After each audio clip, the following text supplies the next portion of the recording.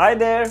Virtual RAM is the new thing. But why am I talking about virtual RAM? Well, this is the newly launched Realme 8S, which comes with 8GB RAM, but the best part is you can add 5GB to the existing 8GB and expand the storage to 13GB.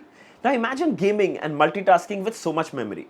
Fun fact, even the most popular flagship phones have 8 or 12GB RAM. This one's got 13. Wow! It's also equipped with the world's first MediaTek Dimensity 8105G processor. Now this is like lots of memory and power combo. Let's dive in deeper, starting with the unboxing. So here is the retail packaging of the Realme 8S. You can see the 5G logo at the bottom. Towards the back here on the top, you can see some of the list of its features. Dimensity 8105G processor, 33 watt quick charge with 5000 mAh battery, 64 megapixel nightscape camera, 90 Hz ultra smooth display. This is a universe purple color. This is an 8GB 128GB ROM variant. Towards the bottom are some manufacturing details, the content of the box and the MRP, which we don't have right now. Alright, let's quickly unbox it.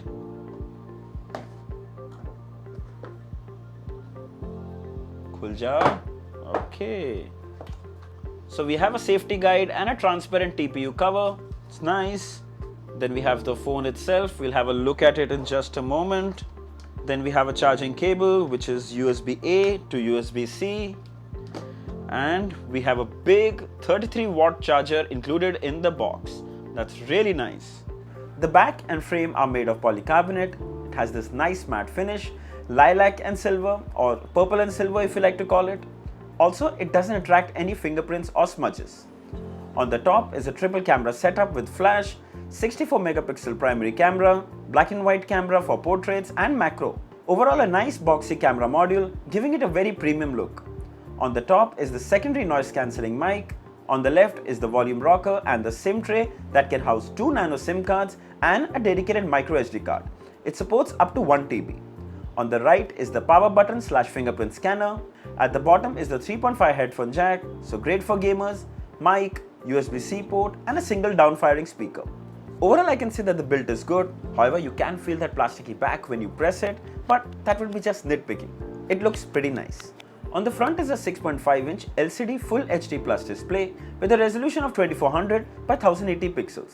I was really surprised to see such amazing color reproduction for an LCD display. Really vivid and punchy. I had to literally go back to the spec sheet to double check. Of course, you would still prefer an AMOLED display, but on the flip side, this is an LCD which also gets bright enough so you can easily see it even in outdoors. Then it comes with 90 Hz refresh rate, which means smoother animations while browsing, and overall experience is snappy. Personally, I like this 90 Hz refresh rate. It's the perfect middle spot where it's smooth to use while it doesn't drastically impact your battery life. On the top left is a 16 megapixel punch hole selfie camera, more on that later. So I'll quickly run through the user experience and OS. Realme UI 2.0 running on Android 11. It's very close to stock UI in many ways, which is good. But tons of bloatware, which is a bummer. But the good thing is that you can uninstall anything that you don't wish to keep. It's not a big deal, but unnecessary. OEM should stop forcing apps to users. We shall download what we need. Just give us stock apps and Google apps and we should be good to go. But then that's exactly what stock Android means. And Realme UI, you have to expect some of these apps clubbed along. Okay, I'm digressing. मैं खुद ही question पूछ रहा हूँ और खुद ही answer दे रहा हूँ. Anyway. So this is an 8GB variant, as you can see in the settings, and you have an option to expand by 2GB, 3GB or 5GB, giving you a total of 13GB. Now from where is this phone getting all this memory? Well, actually it's part of the internal storage which is shared for more RAM, eventually leading to better multitasking, faster opening and closing apps as most apps are still in memory, and better gaming performance. Basically helps in improving the overall user experience in every way. But remember, you need to have enough free internal storage, but I'm sure 5GB to sabke paas hoga. Okay, coming to biometrics. So the side fingerprint scanner is pretty snappy and fast, perfect using it with your thumb when you're holding it in the right hand, and perfect with the index finger when you're holding it in the left hand. Then it's also got face unlock, which works like a charm, super snappy, really quick, but it might not be the best option in a dark environment. Coming to hardware. So we get the new MediaTek Dimensity 810 with dual 5G support.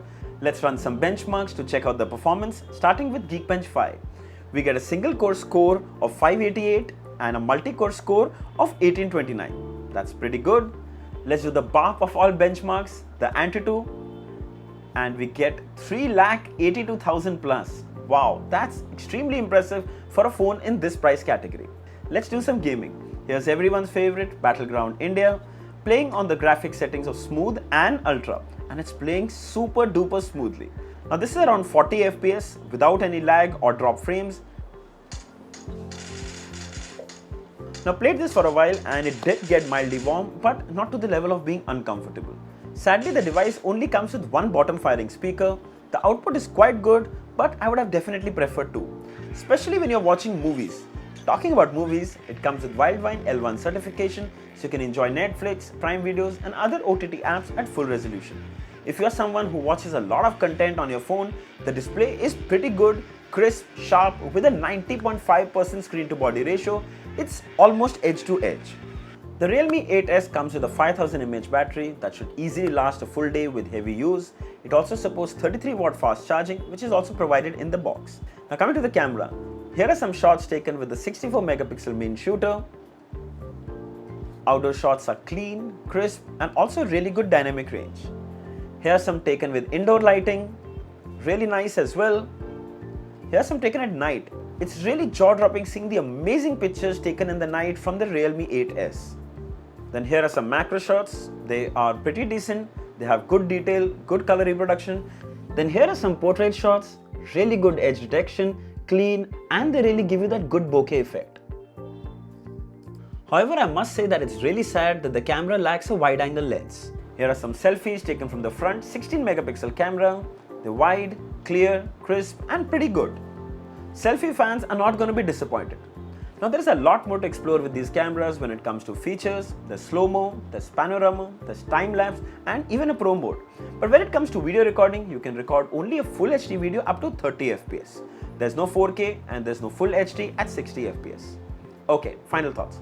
So the Realme 8S is a good mid-range phone with 5G support, 5GB extendable RAM, 90Hz display, it's got a big 5000 mAh battery, excellent performance, a decent camera, decent build as well, which I think could have been a little better, and even a headphone jack, which I know every gamer loves. We don't have the price at the time of making this video, but I'm expecting this to be priced between 18 to 19,000, and at that price it should be a really good buy. I'll share the price, availability details and the links below in the description. If you'd like to buy one, you should definitely check it out. So I hope this video was helpful. If there are any questions, mention it down in the comments. I'll be happy to answer them. Don't forget to like, share and subscribe. Until next time, cheers.